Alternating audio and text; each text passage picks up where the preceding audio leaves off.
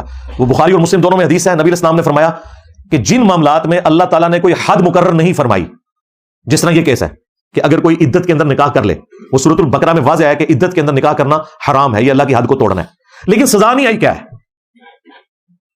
سزا؟ اب تعزیراً دی جا سکتی ہے. حدود اللہ والا معاملہ تو کوئی نہیں. حدود اللہ وہ ہے جہاں اللہ تعالیٰ نے سزائیں بتائی ہیں, جس طرح چور کے ہاتھ کاٹے جائیں گے سورۃ المائدہ میں آیا, اسی طریقے سے غیر شادی شدہ جو زانی ہے اس کی سزا سورۃ النور میں 100 کوڑے آئی. جہاں اللہ تعالیٰ نے کوئی سزائیں مقرر نہیں کی ہوئی ہیں وہاں پہ تعزیر ہوتی ہے اور وہ قاضی کرتا ہے. گیون سرکمسٹانسز میں جو وہ سزا دے سکتا ہے وہ دے گا. اس کے لیے بھی بخاری مسلم میں نبی اسلام نے فرمایا کہ تعزیراً 10 کوڑوں سے زیادہ کی سزا نہیں دی جا سکتی. یہاں تو آپ 7 سال ایک بندے کی زندگی کے چھین رہے ہیں اور اوپر 5 لاکھ روپے جرمانہ, اور جرمانہ نہ ادا کرنے کی صورت میں اتنے مہینے مزید قید, تو یہ سزا بھی شرعی طور پہ درست نہیں ہے. اب آ جائیں اس طرف جو شریعت کے پوائنٹ آف ویو سے میں نے بیان کیا تھا کہ اس کے اوپر اجماع امت ہے کہ نمبر 1 عدت کے اندر نکاح نہیں ہو سکتا, اس کے اوپر اجماع امت ہے. نمبر 2 اس کے اوپر بھی اجماع امت ہے, کوئی اختلاف نہیں ہے کہ اگر کوئی یہ نکاح کر لیتا ہے تو وہ زنا شمار نہیں ہوگا. زیادہ سے زیادہ آپ کہہ دیں گے کہ یہ نکاح باطل ہے یا اس نکاح کو آپ ختم کر دیں گے, اور اگر کوئی سزا اس کی تعزیراً مقرر کرنی ہے تو وہ بخاری مسلم میں نے بتایا کہ تعزیراً 10 کروڑوں سے زیادہ کی سزا نہیں ہو سکتی. یہ 2 پوائنٹس ہو گئے. اور تیسرا پوائنٹ اس حوالے سے یہ ہے کہ عورت کی گواہی حرف آخر مانی جائے گی عدت کے اعتبار سے. وہ اگر کہہ دے کہ میری عدت پوری ہو چکی ہے تو اس کے اوپر تو کوئی کیمرہ نہیں لگا ہوا, نہ لگانے کی ضرورت ہے, اس کی گواہی جو ہے معتبر مانی جائے گی. اس کو سپورٹیو وہ حدیث بھی ہے جو صحیح بخاری کے اندر موجود ہے. نبی علیہ السلام کے مبارک زمانے میں عقبہ بن حارث ایک صحابی تھے, انہوں نے کسی عورت سے شادی کی تو کچھ دنوں کے بعد ایک عورت منظر عام پہ آئی اور اس نے آ کے بتایا کہ بھئی میں نے تم دونوں کو بچپن میں دودھ پلایا ہوا ہے, لہذا تم رضاعت کے رشتے میں بہن بھائی بنتے ہو. تو دونوں طرف کی پارٹیوں نے ریجیکٹ کر دیا. پھر وہ نبی علیہ السلام کے پاس آئی تو نبی علیہ السلام نے اس اکیلی عورت کی گواہی کی بنیاد کے اوپر میاں بیوی میں تفریق کروا دی کہ یہ چونکہ دودھ کے رشتے میں بہن بھائی بن چکے ہوئے تھے اور یہ عورت کہہ رہی ہے جس نے پلایا تھا, تو اکیلی ایک عورت کی گواہی کو نبی علیہ السلام نے قبول کیا. اسی طریقے سے عدت کے کیس کے اندر بھی اکیلی عورت کی گواہی کو قبول کیا جائے گا.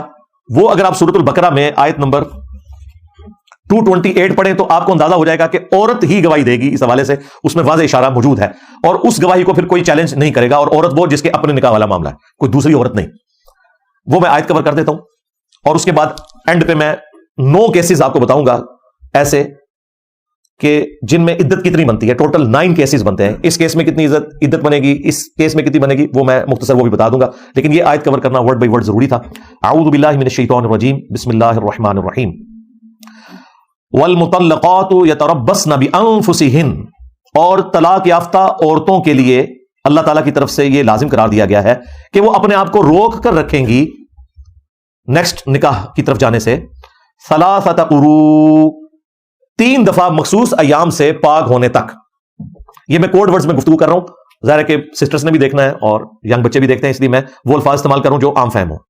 ولا يحل لهن ان يكتمن ما خلق الله في ارحامهن, اور حلال نہیں ہے ان عورتوں کے لیے کہ وہ چھپائیں جو اللہ نے ان کے یوٹرس کے اندر, رحم کے اندر پیدا کر دیا. یعنی اگر ان کے پیٹ میں اللہ تعالیٰ نے کوئی ان کو اولاد دی ہے اور ظاہر ہے کہ یہ ان کو پتا ہے تو اس کو نہ چھپائیں. ظاہر ہے اس زمانے میں الٹرا ساؤنڈ تو نہیں ہوتی تھی یا اس طرح کے باقی ٹیسٹ تو نہیں ہوتے تھے, بالکل انیشیل سٹیج کے اوپر تو عورت کو ہی اندازہ ہوتا ہے اس حوالے سے. تو اللہ تعالیٰ نے کہا کہ اس طرح کا معاملہ نہ ہو.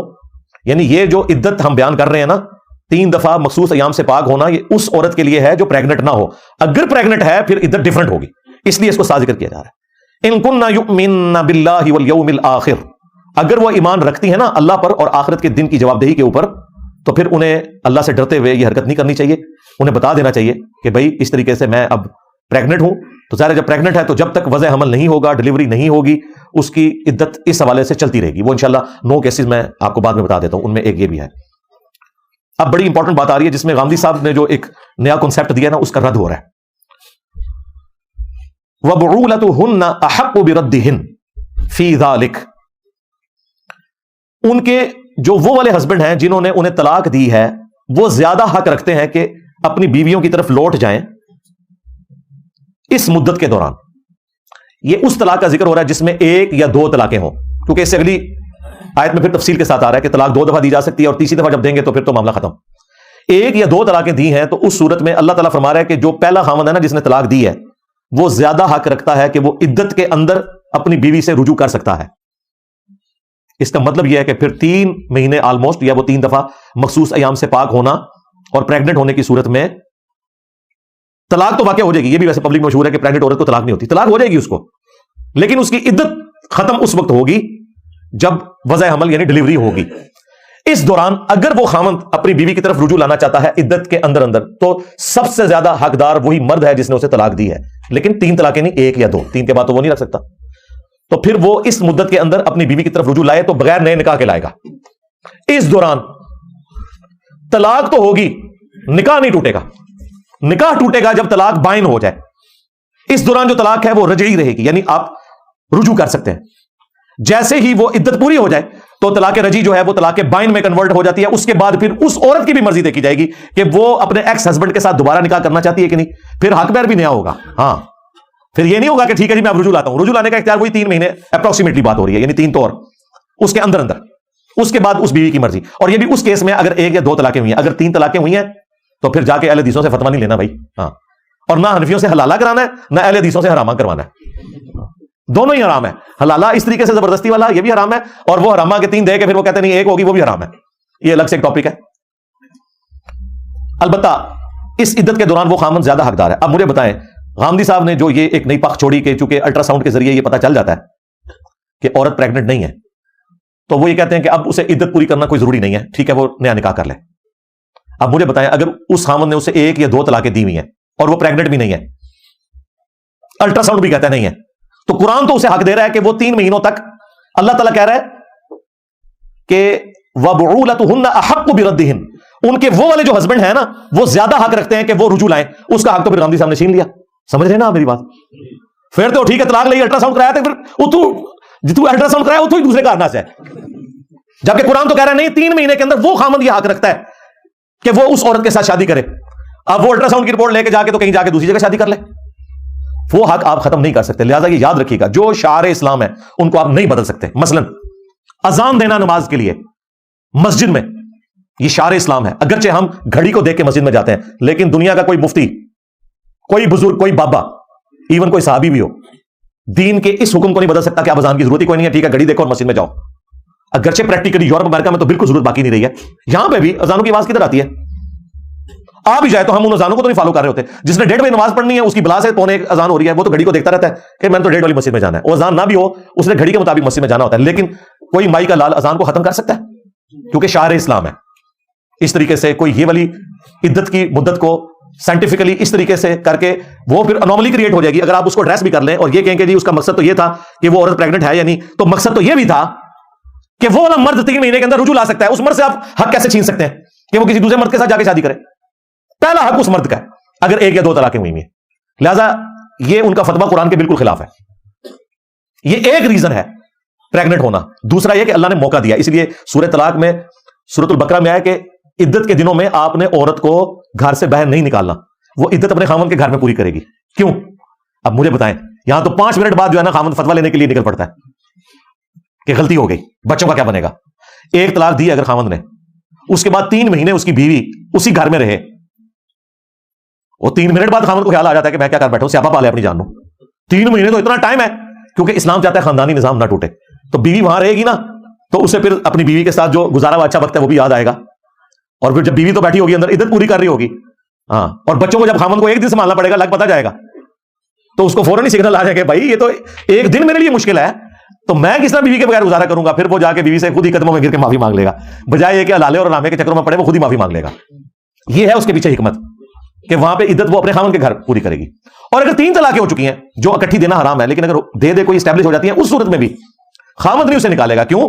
اس کے ماں باپ کہاں پہ رہتے ہیں, بہن بھائی کہاں پہ ہیں. اگلے زمانوں میں تو دوسرے شہر میں جانا ایک ایشو تھا, یہ والی ٹرانسپورٹ تو نہیں تھی, تو کہا گیا کہ ہر صورت میں بھلے 3 طلاقیں بھی اگر کسی نے دے دی ہیں تب بھی وہ خامند کے گھر میں اپنی عدت کو پورا کرے, تاکہ اس کے ماں باپ تک اطلاع پہنچے. اور وہ اگر اس دوران وہ لے کے جانا چاہتے ہیں تو ٹھیک ہے, وہ رائٹ ہے, وہ لے کے جا سکتے ہیں.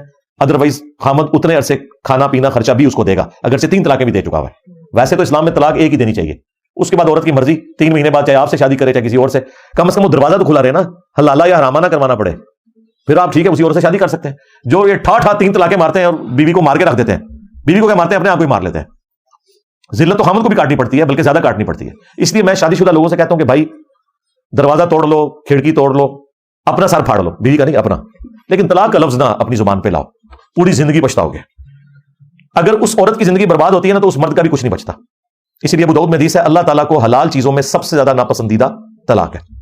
حلال اللہ نے اس لیے رکھی ہے کہ بعض اوقات جینون ضرورت پڑ جاتی ہے، خاوند مارتا بہت زیادہ ہے تو بیوی پھر ظاہر ہے جان بچانا تو فرض ہے، اسے خدشہ ہے کہ مجھے قتل ہی نہ کر دے. اسی طریقے سے کسی کی عورت بہت زیادہ بدکاری کے اوپر تولی ہوئی ہے تو ظاہر ہے کون سا خاوند اس کو برداشت کرے گا، پھر اولاد بھی برباد ہو جاتی ہے. ایکسٹریم کنڈیشن میں ہو سکتا ہے، اس لیے اللہ تعالیٰ نے وہ راستہ کھلا رکھا ہے، لیکن کہا حلال چیزوں میں ناپسندیدہ ہے. اللہ کو پسند یہ نہیں کہ کوئی طلاق تک نوبت جائے، یہ ذہن میں رکھیے گا. حتیٰ کہ صحیح مسلم میں حدیث ہے کہ شیطان کا تخت پانیوں پہ لگا ہوا ہے، شام کے وقت سارے کے سارے اس کے چیلے آ کے رپورٹ کرتے ہیں اور وہ آ کے بتاتے ہیں حضرت آج ہم نے یہ کروایا، کسی سے چوری کروائی، کسی سے بدکاری کروائی. تو شیطان اس کو نارمل لیتا ہے. ایک اس کا چیلا آ کے یہ بتاتا ہے کہ میں نے آج میاں بیوی میں علیحدگی کروا دی ہے، لڑائی کروا دی. شیطان اتنا خوش ہوتا ہے کہ اسے گلے لگا لیتا ہے کہ پتر تو جڑا نا کام صحیح کیتا ہے، کیونکہ تو نے ایک کام کر کے کتنے زیادہ گناہوں کا دروازہ کھول دیا. بعض اوقات ایسی عورتیں پھر معاشرے کے لیے ناسور بن جاتی ہیں، اولاد ناسور بن جاتی ہے، مرد ناسور بن جاتے ہیں. اسی لیے اس چیز کو اسلام میں ناپسندیدہ قرار دیا گیا. صحیح مسلم میں حدیث ہے نبی علیہ السلام نے فرمایا کوئی بھی مؤمن اپنی مؤمنہ بیوی سے بغض نہ رکھے، ہاں دل میں بھی برائی نہ رکھے. بخاری اور مسلم دونوں میں حدیث ہے میں اپنے بعد سب سے بڑی آزمائش تمہارے لیے تمہاری عورتیں یعنی کہ بیویاں چھوڑ کے جا رہا ہوں. اچھا بیویوں کو حضور نے نہیں کہا کہ تمہارے خاوند تمہارے لیے آزمائش چھوڑ کے جا رہا ہوں. حضور کو پتا تھا ڈومیننٹ مرد ہوتا ہے یہ زیادتی کرے گا. حضور نے مردوں کو ڈرایا کہ دیکھنا ان کے حق کا خیال رکھنا ہے. ہاں بخاری مسلم دونوں میں حدیث ہے عورت کو اللہ نے ٹیڑھی پسلی سے مرد کی پیدا کیا ہے، اسے سیدھا کرنے کی کوشش نہ کرو، توڑ بیٹھو گے، اسے توڑنا، اسے طلاق دینا ہے، اسے نفع حاصل کرو. صحیح مسلم میں حدیث ہے دنیا متاع ہے، برتنے کی جگہ ہے، اور دنیا کا بہترین سرمایہ نیک بیوی ہے. یہ تو حقیقت بات ہے. اس لیے نبی الاسلام نے اس حوالے سے ترغیب دلائی. اور عورتوں کے حقوق کے معاملے میں تو نبی الاسلام بہت سینسٹیو تھے. بخاری مسلم میں حدیث ہے ایک سفر میں قافلہ جا رہا تھا تو عورتوں کو بھی اونٹوں پہ بٹھایا جاتا تھا، ہودج ہوتے تھے وہ بڑی بڑی ڈولیاں، مرد زیادہ تر پیدل چلتے تھے. ظاہر عورت کا پروٹوکول ہے، اسلام میں تو عورت کا پروٹوکول ہے بھائی، وہ گھر کی رانی ہے، اس کو پروٹوکول دیا جائے گا. ابھی بھی دیکھیں آپ یار، مرد بیچارے شام کے وقت اپنی بیویوں کو موٹر بائک پہ پیچھے بٹھا کے اپنے ماں باپ کی برائیاں سننے کے لیے ساتھ بٹھا کے لے کے جا رہے ہوتے ہیں، ڈرائیونگ خود کر رہے ہوتے ہیں. دن کو معیشت کی مصیبت بھی اٹھاتے ہیں اور رات کو بیویوں کے تانے بھی سنتے ہیں، اور بیویاں بھی زیادہ تکلیف کاٹ رہی ہیں، اس میں کوئی شک نہیں ہے.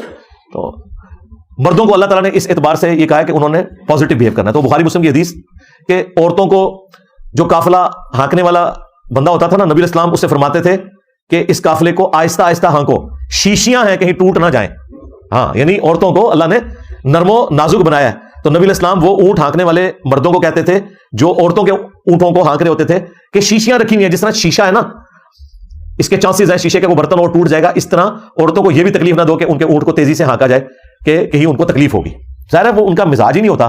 یہ تو چند ایک ذرا ہوتی ہیں نا عورتیں جو ککروں میں اپنے خاوند پکا کے کھا جاتی ہیں یا تھپڑ مارتی ہیں خاوندوں کو. زیادہ تر تو عورتیں بیچاری کمزور ہی ہیں نا، ظاہر دنیا نے بھی مان لیا. اس لیے دیکھ لیں مردوں کے مقابلے اولمپکس میں عورتوں کے ساتھ تو نہیں ہوتے، ورنہ تو اگر یہ برابر ہو اس اعتبار سے ہیومن ڈگنیٹی میں برابر ہے. بلکہ اگر مجھ سے پوچھیں تو اسلام میں عورت کا مقام مردوں سے زیادہ ہی ہے ہیومن ڈگنیٹی میں. لیکن فزیکل اگر آپ ہیلتھ کے پوائنٹ آف ویو سے، سرکمسٹانسز کے پوائنٹ آف ویو سے دیکھیں تو ظاہر ہے کہ مردوں کو اللہ تعالیٰ نے اس حوالے سے زیادہ اسٹرانگ بنایا، تو ان کی ذمہ داری بھی پھر زیادہ ہے. تو واپس آ جائیں اسی آیت کی طرف، سورہ البقرہ کی آیت نمبر 228. اللہ تعالیٰ فرما رہا ہے وَبُعُولَتُهُنَّ أَحَقُّ بِرَدِّهِنَّ فِي ذَلِكَ، اس عرصے میں وہ مرد زیادہ حقدار ہے جس کی وہ بیوی ہے کہ ایک یا دو طلاق ہوئی ہے تو وہ رجوع لائے. یہ نہیں ہے کہ الٹرا ساؤنڈ کروا کے تو عورت کہ ٹھیک ہے جی میں تو پریگننٹ نہیں ہوں لہٰذا میں جا رہی ہوں اب کیونکہ حمدی صاحب نے فتویٰ دے دیا ہے. نہیں، ان ارادو اصلاح، اگر وہ واقعی اصلاح کا ارادہ رکھتے ہیں، مستقبل میں اکٹھا ساتھ رہنا چاہتے ہیں، تو پھر یہ معاملات انشاءاللہ بہتری کی طرف جائیں گے. وَلَهُنَّ مِثْلُ الَّذِي عَلَيْهِنَّ بِالْمَعْرُوفِ. اب یہاں تو اللہ تعالیٰ نے فرمایا نا کہ مرد زیادہ حقدار ہے کہ وہ عورت کی طرف رجوع لائے، تو پھر اللہ نے اسے بیلنس کیا. وَلَهُنَّ مِثْلُ الَّذِي عَلَيْهِنَّ بِالْمَعْرُوفِ. اسی طریقے سے ان عورتوں کے بھی حقوق ہیں اپنے مردوں کے اوپر دستور کے مطابق. یہ نہیں ہے کہ مرد ہی ہے جو وہ حق رکھتا ہے، عورت کا بھی اپنے مرد کے اوپر حق ہے. وَلِلرِّجَالِ عَلَيْهِنَّ دَرَجَةٌ، البتہ مردوں کو اللہ نے عورتوں پر اس اعتبار سے فضیلت دی ہے. سورۃ النساء میں بھی ہے نا الرجال قوامون علی النساء، مرد عورتوں کے اوپر حاکم ہے. حاکم سے مراد یہ نہیں کہ اس کو رعایا بنا کے رکھیں گے اس اعتبار سے کہ اس پہ چڑھ دوڑیں گے، نہیں. خاندانی جب ایک نظام بنے گا، ایک ادارہ وجود میں آئے گا، تو ادارے کا ہیڈ ایک ہی ہوتا ہے، ادارے کا CEO ایک ہی ہوتا ہے، ادارے کا ڈائریکٹر ایک ہی ہوتا ہے. ہاں ڈپٹی ڈائریکٹر آپ بے شک 10 رکھ لیں. تو ادارے میں ایک ڈومیننٹ پوزیشن مرد کے لیے ہے، اس لیے اللہ تعالیٰ نے اس میں برداشت زیادہ رکھی ہے، اور طلاق کا حق بھی اسے دیا ہوا ہے۔ عورت کے لیے خلا ہے لیکن وہ ایک طریقے سے ہوگا، عورت خود اسے ایگزیکیوٹ نہیں کر سکتی، خلا کو ایک پروسیجر کو فالو کرے گی، لیکن مرد کو ایگزیکیوٹ کرنے میں ایک لمحے کی بھی دوری نہیں ہے، لیکن اللہ نے برداشت بھی دی ہوئی ہے، اس لیے مرد کو چاہیے کہ بجائے وہ طلاق دینے کے اوپر زور دے، جس طرح بخاری مسلم میں آتا ہے کہ وہ سیدہ فاطمہ اور سیدنا علی کا آپس میں کوئی اختلاف ہوا تو حضرت علی گھر سے باہر نکل گئے۔ شریف مرد ایسے ہوتے ہیں، اور جا کے وہ مسجد میں لیٹ گئے، اور پھر نبی اسلام پیچھے سے آئے اور بندہ بھیجا، خود تشریف لے گئے اور کہا اٹھ ابو تراب، اے مٹی میں لپٹنے والے۔ حضرت علی نے پھر اپنی کنیت ابو تراب رکھ لی۔ تو اس میں میرا ایک کلپ بھی آیا تھا کہ لڑائی کرنے کے بجائے آپ زن مرید، یعنی کہ پنجابی میں رن مرید بن جائے، یہ زیادہ بہتر ہے اگر آپ نے اپنا گھر چلانا ہے۔ تو ان کا درجہ ہے اس اعتبار سے کہ پہلا رائٹ ان کو دیا گیا، اور پھر سورۃ النساء میں ساتھ یہ بھی آیا کہ مرد چکے عورتوں کے اوپر خرچہ بھی کرتے ہیں۔ واللہ عزیز حکیم، اور اللہ تعالیٰ غالب ہے، حکمت والا ہے۔ تو اللہ تعالیٰ کے سارے احکامات حکمت کے ساتھ ہے۔ تو یہ میں نے سورہ البقرہ کی آیت نمبر 228 کور کی، جس میں اللہ تعالیٰ نے واضح فرما دیا کہ جو شادی شدہ عورتیں ہیں ان کی عدت 3 دفعہ مخصوص ایام سے پاک ہونا ہے، اگر وہ پریگنٹ نہ ہو۔ اگر پریگنٹ ہوں گی پھر ڈیفرنٹ حکم ہوگا، اور وہ اب میں اینڈ میں مختصراً وہ 9 کیسز بیان کر دیتا ہوں صرف حوالے کی حد تک، باقی وہ ساری آیات نہیں پڑھوں گا ورنہ ٹائم زیادہ لگ جائے گا۔ مقصد تو میرا بات پہنچانا ہے، آلموسٹ میں الحمدللہ اس حوالے سے کامیاب ہو گیا ہوں کہ آپ کو پوری بات سمجھا دی ہے۔ کیس نمبر 1 وہ ہے مدخولہ، یعنی کہ شادی شدہ عورت جو مرد کی کسٹڈی میں آ چکی ہوئی ہے، اور وہ ہے مطلقہ، یعنی اسے مرد نے طلاق دی۔ تو اب اس کی عدت سورۃ البقرہ کی آیت نمبر 228 میں، جس کو میں نے کور کیا، وہ آئی ہے کہ 3 دفعہ وہ مخصوص ایام سے پاک ہوگی۔ تو پھر اس کو اجازت ہے کہ وہ اسی خامند کے ساتھ دوبارہ شادی کرے، اگر 1 یا 2 طلاقیں ہوئی ہیں، 3 ہوئی ہیں پھر تو نہیں کر سکتی، لیکن اس عرصے میں اس عورت کی مرضی کے بغیر بھی اس کا خامند اس کی طرف رجوع لا سکتا ہے، کیونکہ وہ طلاق رجی ہے، بائن نہیں ہوئی، طلاق ہوئی ہے، نکاح نہیں ٹوٹا، لیکن 3 طلاقوں کے بعد نکاح بھی ٹوٹ جاتا ہے۔ تو یہاں پہ یہ مدت آ گئی کہ وہ 3 دفعہ پاک ہوگی، تو یہ اس کی عدت بنتی ہے۔ کیس نمبر 2 شادی شدہ عورت ہے لیکن وہ پریگنٹ ہے اور اسے ہوگی طلاق، تو طلاق تو اسٹیبلش ہو جائے گی، یہ جو پبلک مشہور ہے کہ نہیں ہوگی، ہو جائے گی، لیکن سورہ الطلاق کی آیت نمبر 4 میں اللہ تعالیٰ نے فرمایا کہ پھر اس کی جو مدت ہے عدت کی وہ ڈیلیوری تک ہے، وضع حمل تک، جب وہ پاک ہو جائے بچہ جننے کے بعد۔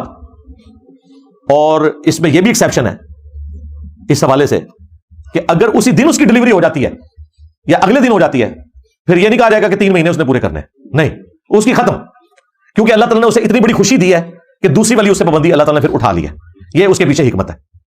اچھا، کیس نمبر 3 عورت پریگنٹ تھی، طلاق تو اس کے مرد نے اسے نہیں دی، لیکن خامند اس کا فوت ہو گیا۔ اب بخاری اور مسلم میں ایک حدیث موجود ہے، نبی علیہ السلام کے سامنے یہ کیس آیا، کیونکہ یہ کیس قرآن میں نہیں ڈسکس ہوا تھا۔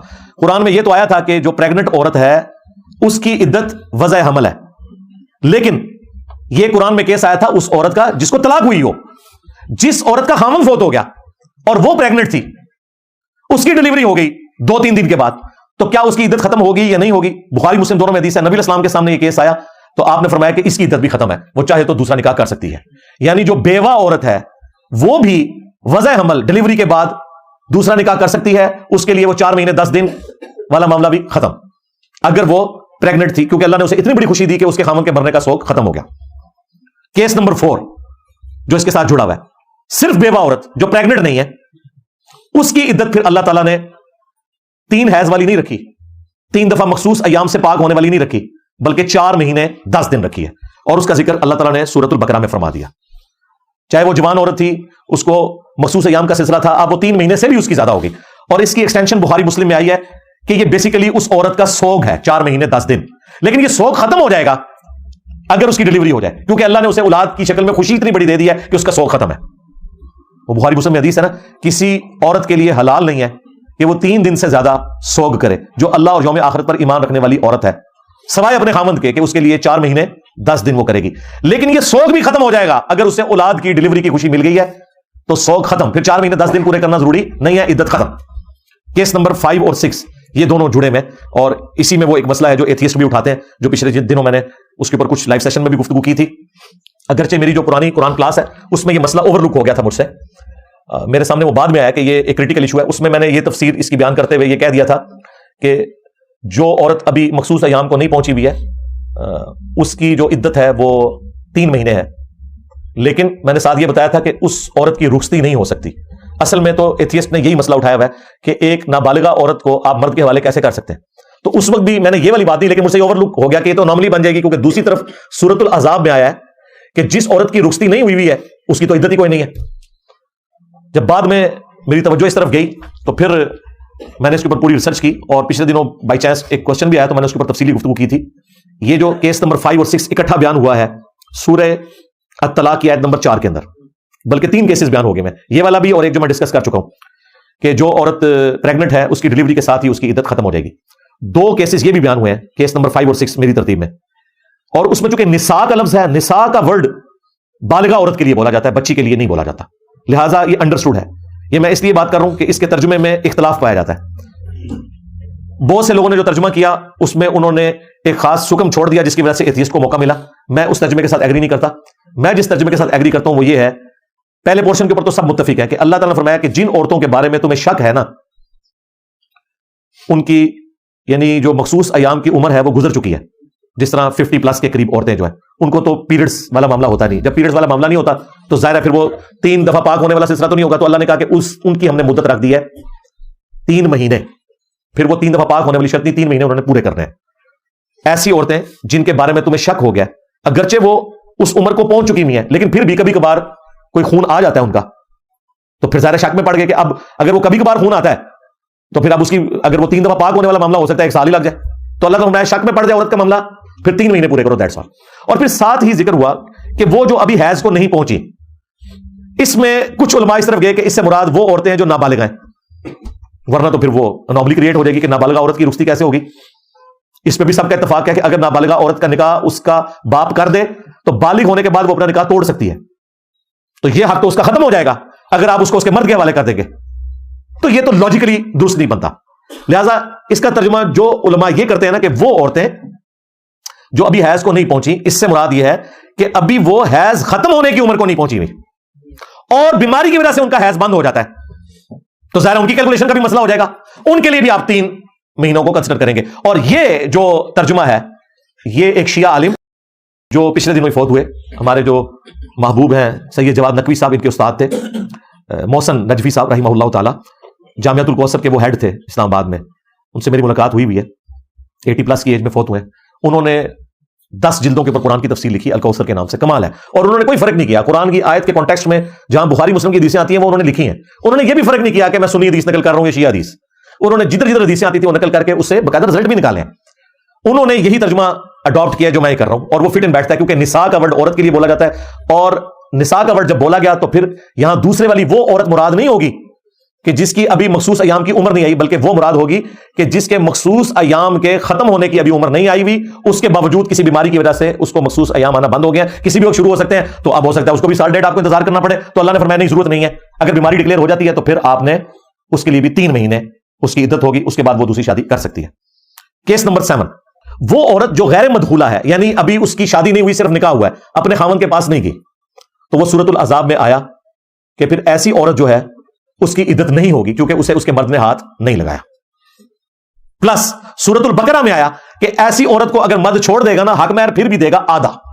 ہاں, اور اگر حق مہر طے نہیں ہوا تھا, ابھی صرف زبانی کلامی نکاح کی بات چلی تھی, پھر بھی اللہ نے کہا کچھ نہ کچھ دو اسے. ہاں, عورت کا اتنا حق ہے. یہاں پہ کہتے ہیں جی حق مہر جو ہے 32 روپے 8 آنے ہیں, پتہ نہیں کہاں سے نکالا ہے. اور سورۃ النساء میں آیا ہے کہ اگر سونے کا ڈھیر بھی عورت کو دے دیا نا کسی نے حق مہر میں, تو وہ واپس نہیں لے سکتا, کیونکہ اللہ نے فرمایا تم نے اس سے نفع حاصل کیا ہے اس عورت سے, وہ تمہاری بیوی رہی ہے. یہ اس عورت کی بات ہو رہی ہے جس کی رخصتی ہوگی. جس کی رخصتی نہیں ہوئی نا, اگر اس کے ساتھ آپ کا 10 تولے سونے کا ایگریمنٹ ہوا ہے نا نکاح کا, 5 تولے پھر بھی دینا پڑے گا. آپ بھلے چیختے رہے کہ جی وہ میرے پاس تو آئی نہیں ہے, یہ تو نکاح ہوا تھا, لیکن اللہ نے کہا نہیں دینا ہے. اور اگر کچھ بھی طے نہیں ہوا تھا, صرف زبانی کلامی نکاح ہوا تھا, اور یہ طے پایا تھا کہ بعد میں ڈیفائن کر لیں گے کہ نکاح کا حق مہر کتنا رکھنا ہے, تب بھی کچھ نہ کچھ دے کے معاملے کو جو ہے وہ سیٹل کرنا ہے. یہ ہے عورت کے حقوق. یہاں پہ عورتیں بھاگ رہی ہیں یورپ اور امریکہ میں حقوق مانگنے کے لیے. کیس نمبر 8 نمبر, خلا لینے والی عورت شادی شدہ, یعنی اس کے خاوند نے اسے طلاق نہیں دی, نہ وہ بیوہ ہے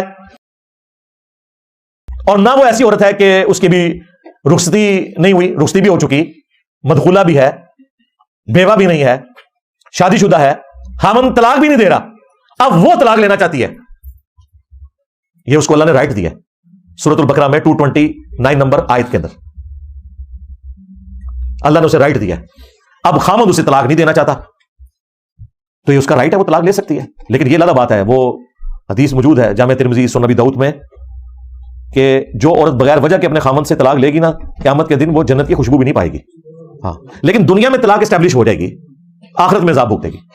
اس کو وائس ورسا کر لیں کہ جس مرد نے بھی زیادتی کی اپنی بیوی کے ساتھ, ناحق اسے طلاق دی, وہ بھی پکڑا جائے گا.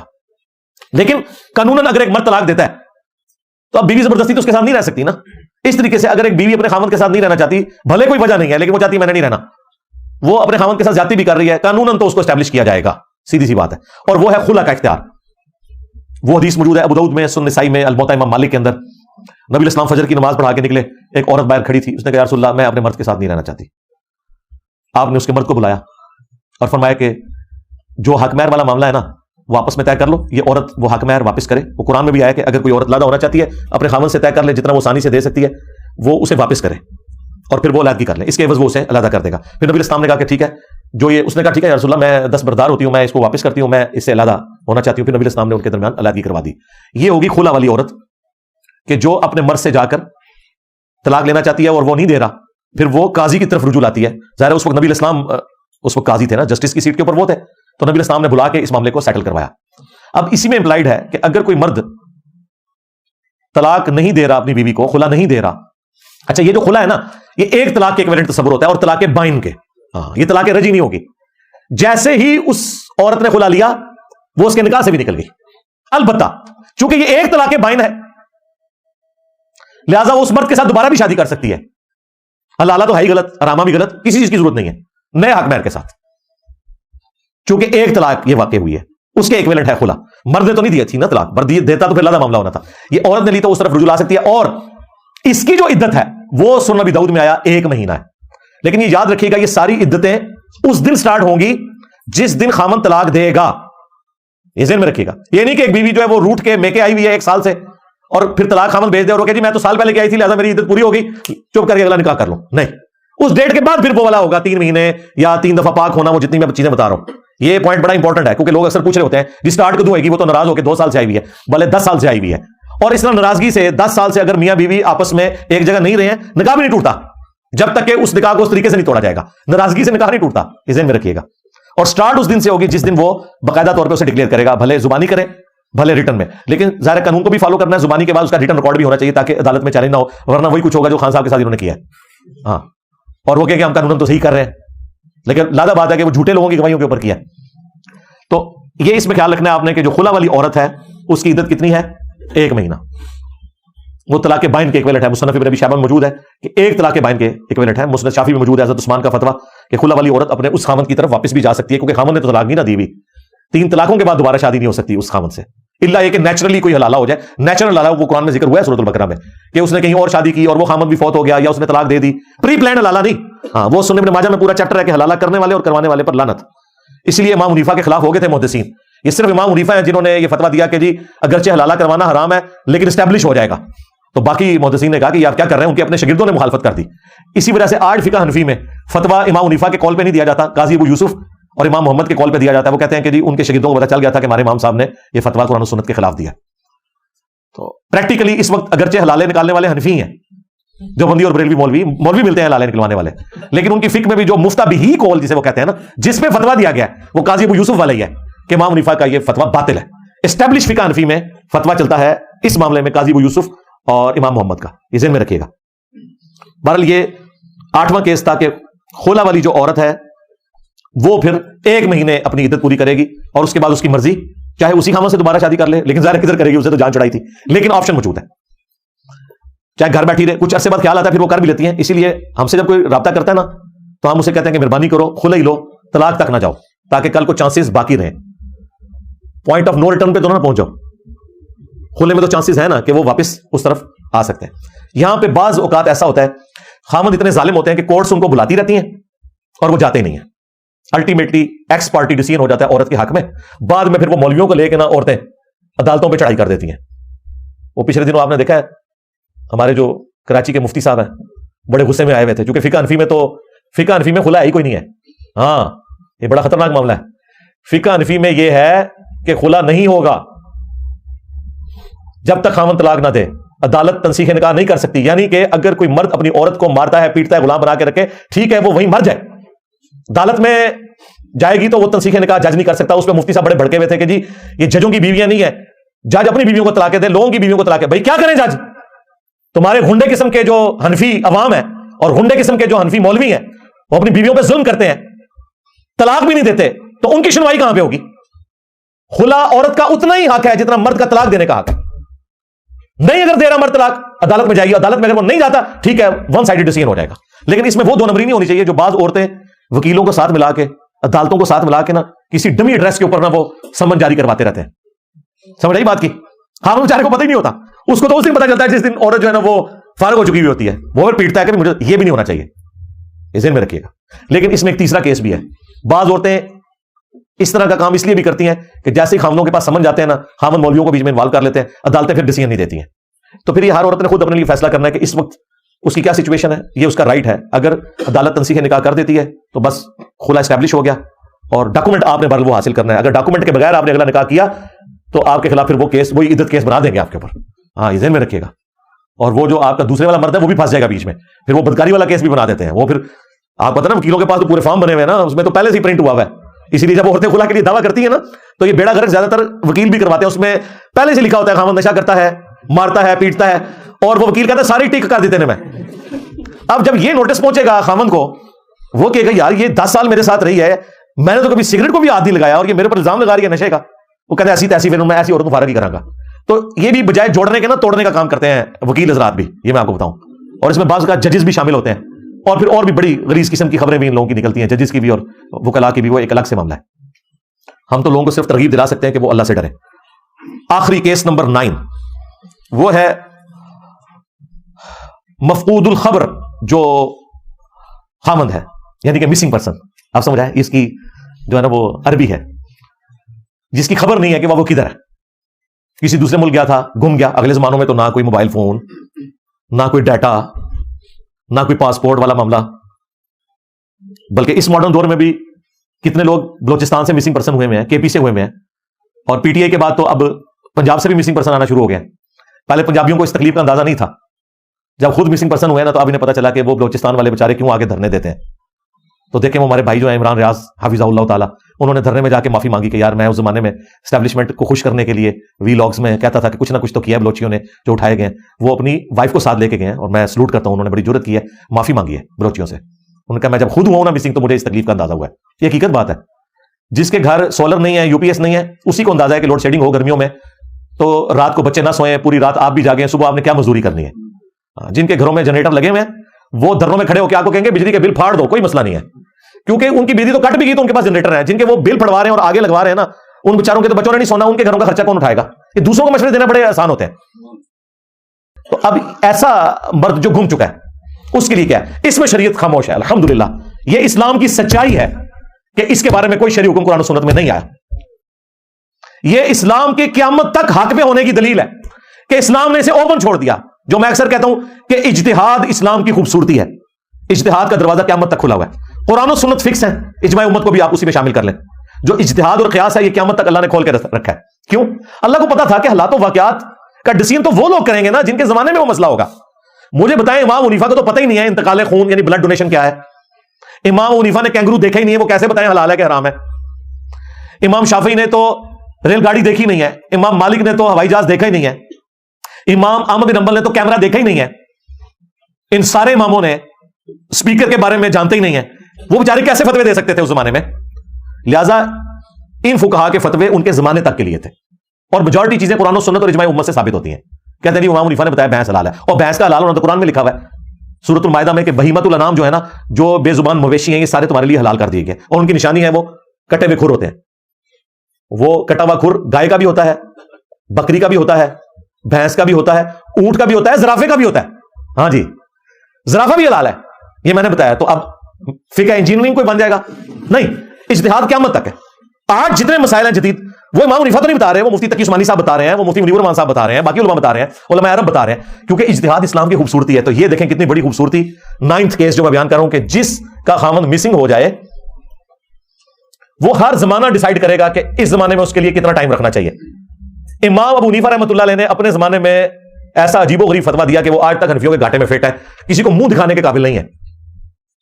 وہ کہتے ہیں 90 سال انتظار کرے گی. اس سے بڑا مذاق یہ کہ وہ کہتے ہیں کہ اگر 90 سال انتظار نہیں کر سکتی نا, اتنی دیر انتظار کرے کہ جتنی دیر اس خامند کے ہم عمر جتنے مرد ہیں وہ فوت ہو جائے. یعنی نہ ہی سمجھو کیوں.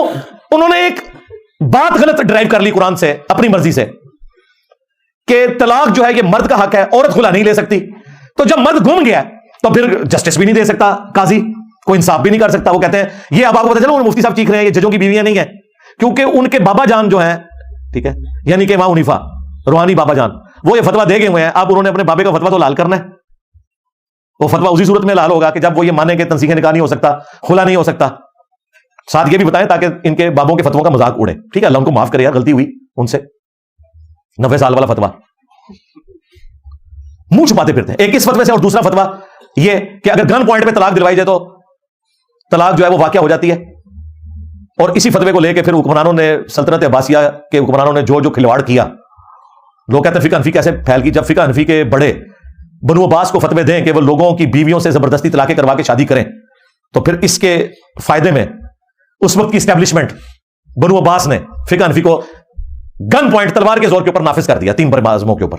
اس لیے فقہ حنفی کے مسائل قرآن و سنت کے خلاف ملتے ہیں. ہم کہتے ہیں کتابیں کچھ اور کہہ رہی ہیں, یہ کیا کہتے ہیں؟ او بھائی وہ فتوے ہوئے میں اسٹیبلشمنٹ کے اس زمانے کی کتابیں لکھنے والے لکھتے رہے کہ یہ فراڈ ہو رہا ہے. او بھائی قرآن میں آیا ہے سورۃ النحل کے اندر کہ اگر زندگی موت کی کشمکش ہو, گن پوائنٹ پہ کوئی شخص کسی سے کلمات کفر بھی نکلوا دینا اور وہ دل میں ایمان رکھتا ہو تو وہ کافر نہیں ہوگا. یار اگر زندگی موت کی کشمکش میں کوئی بندہ کافر نہیں ہوتا, جان بچانے کے لیے اگر وہ کفر بھی بک دے تو جان بچانے کے لیے اگر گن پوائنٹ پہ کسی کی بیوی کو طلاق دلوا دی جائے تو طلاق کیسے واقع ہو جائے گی؟ ایمان تو بڑی چیز ہے, لیکن ان کے بڑے نے فتوا دیا ہوا ہے کہ طلاق ہو جائے گی. کیوں؟ وہ بینیفیشری تھے اس وقت کی بنو عباس کی اسٹیبلشمنٹ کے, انہوں نے اپنی فقہ نافذ کروانی تھی اور اس کا انہوں نے فائدہ اٹھایا. یہ 2 مسئلے ایسے ہیں, ویسے تو بے شمار مسئلے ہیں جسے منہ چھپاتے پھرتے ہیں, ان مسئلوں سے منہ چھپاتے پھرتے ہیں. یہ نہیں بتا سکتی اپنے عوام کو کہ یہ مسئلے جو ہیں قرآن و سنت کے خلاف ہیں. ان کے گھاٹے فٹ ہو گئے میں. اب آپ کو پتہ چلا وہ مفتی صاحب کیوں غصہ کھا رہے تھے, یہ ججوں کی بیویاں نہیں ہیں, جج اپنی بیویوں کو طلاق دیں, کیونکہ انہیں پتا ہے کہ یہ مسئلہ کہاں تک کھورا ساڑھے گھر نکل آنا ہے. ہاں وہ کھورا نکلتا پیا سی, انہیں کہتے ہی ختم کر دو. لیکن آپ کو پتا اب تو انجینئر کا فتنہ آ چکا ہے, ہاں عربی والا فتنہ. تو یہ بالکل فراڈ کے اوپر مبنی ہے. اس طریقے سے ظلم کے اوپر کوئی شخص اپنی عورت کو غلام بنا کے نہیں رکھ سکتا, اس کا رائٹ ہے, وہ خلا لے گی. اور دوسرا مسئلہ جو میں نے بتایا مسنگ پرسن والا, اگر کسی کا خاوند مسنگ پرسن ہو چکا ہے تو یہ 90 سال والا فتوا بالکل ردی کی ٹوکری میں پھینکنے والا ہے. آپ دیکھیں اسی زمانے میں امام مالک ہوئے, امام مالک اور امام حنیفہ کا زمانہ ایک ہے. امام مالک نے اسی زمانے میں فتوا دیا تھا کہ 4 سال انتظار کرے گی, 4 سال بس. 4 سال کے بعد عدالت تنسیخ نکاح کر دے, اس کے بعد اگر اس کا خاوند واپس بھی آ جائے وہ اس عورت کے اوپر کوئی حق نہیں رکھتا, وہ اپنے نئے شوہر کے ساتھ رہے گی. لیکن یہ بھی فتوا ہے, قرآن و سنت نہیں ہے. ہاں یہ ذہن میں رکھیے گا. فتوے کا مطلب یہ ہوتا ہے کہ یہ اس عالم نے سمجھا اسے. ہمارے نزدیک یہ 4 سال بھی بہت زیادہ ہے اس دور کے اعتبار سے. اور بھائی اس دور کے اندر اگر کوئی وہ ایجنسیوں کا اٹھایا ہوا بندہ نہ ہو تو الگ بات, ادروائز 4 مہینے کے اندر پتا چل جاتا ہے بندہ کدھر ہے. ٹھیک ہے, اب تو ایجنسیاں بھی تھوڑی ایجوکیٹ ہو گئی ہیں, طریقے سے آ کے کوئی عدالتوں میں کچھ نہ کچھ رپورٹ کر ہی دیتی ہیں, تھوڑی عدالتیں بھی جان دکھاتی ہیں. تو ادروائز اس طرح کے جو معاملات ہیں, میں پہلے بھی کہتا ہوں ایکسٹرا جوڈیشل ایکٹیویٹی, خواہ کوئی مذہبی جماعت کرے, خواہ کوئی سیاسی جماعت کرے, خواہ کوئی ریاستی ادارہ کرے, یہ اتنا بڑا ظلم ہے آپ لوگوں کو اندازہ نہیں ہے. میں خود ایسے لوگوں کو جانتا ہوں جو بیچارے 10 سال سے مسنگ ہیں اور ان کی بیویاں اور بچے گھر میں ذلیل ہو رہے ہیں. یار بتا دو, کم از کم ان کی بیویاں تو آگے ڈیسائیڈ کریں نا انہوں نے کیا کرنا ہے. یہ کتنا بڑا ظلم ہے. تو مسنگ پرسن کا یہ والا ایشو بھی ہوتا ہے. بہرحال اسلام میں اس کے اوپر کوئی قرآن و سنت نے نہیں بتایا, اسے اوپن چھوڑا تاکہ ہر آنے والا زمانہ ڈیسائیڈ کرے, جس طرح کہ آج ہم ڈیسائیڈ کریں گے. اب امام حنیفہ اور امام مالک نہیں ڈیسائیڈ کریں گے, ورنہ 90 سال, ہاں 4 سال بھی بہت زیادہ ہے اس زمانے میں. تو خیر خبر پتہ چل جاتی ہے. دنیا کے کسی سمندر میں کوئی جہاز گر جائے, ڈوب جائے, خبر نہیں آ جاتی, چند گھنٹوں میں پتہ چل جاتا ہے. لیکن اگلے زمانوں میں اگر کوئی شخص سمندری سفر پہ گیا تھا, کئی سال تک خبر نہیں آتی تھی کدھر گیا, وہ ڈوب تو نہیں گیا.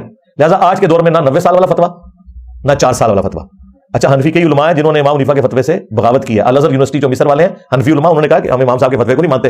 اب فتوا پاکستان میں بھی ہمارے جو استاد غلام سعیدی صاحب تھے, بریلوی عالم, فوت ہو گئے رحمہ اللہ تعالی, مفتی منیف صاحب کے مدرسے میں شیخ الحدیث تھے. انہوں نے باقاعدہ شرح صحیح مسلم میں تفصیلی علماء کے اقوال لکھے ہیں کہ بعد میں فقہ حنفی کا فتوا یہی ہے کہ امام حنیفہ کا فتوا غلط تھا, امام مالک کا فتوا درست ہے. لیکن میں سمجھتا ہوں امام مالک کا فتوا بھی اس دور کے لیے ویلڈ نہیں ہے, جس دور کے اندر ہمارے پاس پاسپورٹس کا ریکارڈ موجود ہے, ڈی این اے ٹیسٹ ہو جاتا ہے, دنیا میں چھوٹے سے چھوٹے واقعے کی خبر, کوئی افریقہ کے کسی جنگل میں تو نہیں چلا گیا, یا برمودا ٹرائنگل میں تو نہیں وہ چلا گیا کوئی آپ دوست میں بیٹھ کے کہ جی آپ کو پتہ ہی نہیں چل رہا, کہیں نہ کہیں تو گیا غائب ہوا ہے, تو پتہ چل جائے گا.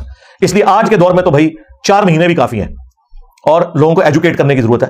4 سال تو بہت زیادہ ہے. چلے کوئی حد کرنی ہے تو 1 سال کر لو, اس سے زیادہ کرنے کی ضرورت نہیں ہے.